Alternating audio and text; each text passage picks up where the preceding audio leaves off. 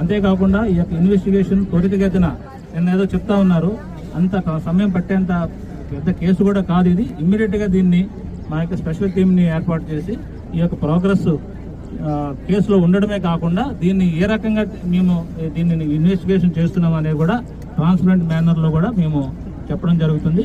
మీలో ఎవరైనా సరే మేము స్వయంగా ఈ యొక్క హిడెన్ కెమెరా కానీ లేదా దీన్ని చూసాము అని అంటే ఇప్పుడే స్వయంగా ముందుకు రావచ్చు. నేను అది చూశాను అని అంటే మాత్రం మీకు అది చెప్పండి, మేము అంత నోట్ చేసుకుంటాము. ఎవరికో వార్డెన్ గారికి చెప్పారంటారో వాళ్ళని కూడా మేము ఎగ్జామిన్ చేస్తాము.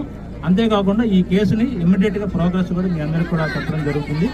రాష్ట్ర ప్రభుత్వం దీన్ని ప్రత్యేకమైనటువంటి శ్రద్ధతో ఇమ్మీడియట్గా టేకప్ చేసి నన్ను, కలెక్టర్ గారిని, అలాగే మినిస్టర్ గారు కూడా, అలాగే ఎమ్మెల్యే గారు, అలాగే వెంకటేశ్వర గారు వీళ్ళందరూ కూడా వచ్చారు. ఇదంతా కూడా మీ యొక్క కాన్ఫిడెన్స్ని బిల్డ్ చేసేదానికి మేము మీ పక్క ఉన్నాము. ఏదన్నా అన్యాయం జరిగితే మీ అందరూ కూడా న్యాయం జరిగేదానికోసం మేము ఇక్కడ ఉన్నాము. నాకు కూడా ఆడపిల్లలే, ఈ వయసులో ఉన్న వాళ్ళే, కాబట్టి మీరేమీ సందేహపడద్దు. నేను ఎట్లా రియాక్ట్ అవుతానో ఇక్కడికి వచ్చినటువంటి వీళ్ళందరికీ తెలుసు. నేను ఏదైనా ఒక ఉమెన్ ఇష్యూ ఏదైనా వస్తే నేను ఎంత త్వరితగతిన రియాక్ట్ అవుతాను అనేది ఇక్కడ ఉన్న ఎవరైతే వచ్చారో ఈ బీజేపీ మోర్చా వీళ్ళందరికీ కూడా తెలుసు. మీ అందరికీ కూడా న్యాయం జరుగుతుందని, 100% న్యాయం జరుగుతుందని, ఇక్కడ ఏ మాత్రం దాపరికమం కానీ ఏ విధమైనటువంటి ఇది కానీ లేకుండా మేము ఇన్వెస్టిగేషన్ చేస్తామని మీ అందరి ముందు ఈ యొక్క మీడియా సమక్షంలో మీ అందరూ కూడా హామీ ఇస్తున్నాము. దయచేసి మాకు ఇన్వెస్టిగేషన్ కోఆపరేట్ చేసినట్లయితే మేము దాన్ని ఇమ్మీడియట్గా చేసేదానికి అవకాశం. So thank you one and all. చాలా ఓపికతో ఉన్నారు. చాలా ఇదిగా మీరు ఉన్నటువంటి గ్రీవెన్స్ని మేము 100% అవగాహన చేసుకున్నాము. ఇది ఎక్కడ జరిగింది, ఈ యొక్క ఇన్వెస్టిగేషన్ సంబంధించి ఈ యొక్క న్యూస్ అనేటువంటిది ఎట్లా వచ్చింది, ఎలాగ మొదలైంది అనేది కూడా కూలంకుషంగా మేము డీప్ రూట్తో పాటు వెళ్ళి మేము చేయడానికి సిద్ధంగా ఉన్నాం. So thank you one and all. Thank you very much. Engineering కాలేజీలో హాస్టల్లో కెమెరాలు ఉన్నాయి. దానివల్ల ఆడపిల్లలకి ఇబ్బంది అయిందని చెప్పి గత రాత్రి నుంచి స్టూడెంట్స్ అందరూ కూడా పెద్ద ఎత్తున ఆందోళన చేస్తూ ఉన్నారు. ఈ విషయం తెలిసిన వెంటనే ఇమ్మీడియట్గా నైట్ నుంచి కూడా మానిటర్ చేస్తా ఉన్నారు.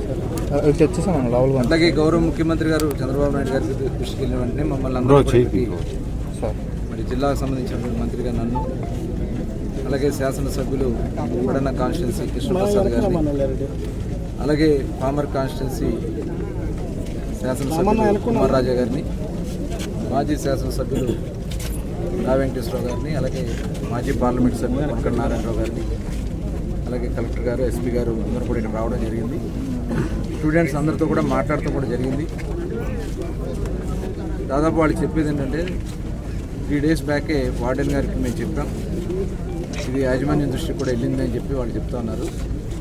అయినా కూడా అక్కడ ఎటువంటి ఇది జరగలేదు. దాని మీద మాకు భయం వేసి మేము అందరూ కూడా ఆందోళన చేస్తూ జరుగుతుందని చెప్పారు.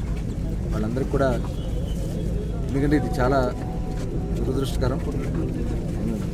ఇక్కడైతే ఏం జరిగింది ఏంటనేది కూడా ఎంక్వైరీ జరగాల్సినటువంటి అవసరం, పూర్తి స్థాయిలో విచారణ జరగాల్సినటువంటి అవసరం ఉంది. రాత్రి కంప్లైంట్ కూడా రిజిస్టర్ చేశారు, ఎఫ్ఐఆర్ కట్టారు. అయితే స్టూడెంట్స్ కూడా చాలామంది ఆడపిల్లలు ఏదో జరిగిపోయిందని చెప్పి తీవ్రమైనటువంటి ఆందోళనతో వాళ్ళందరూ కూడా భయపడుతున్నారు.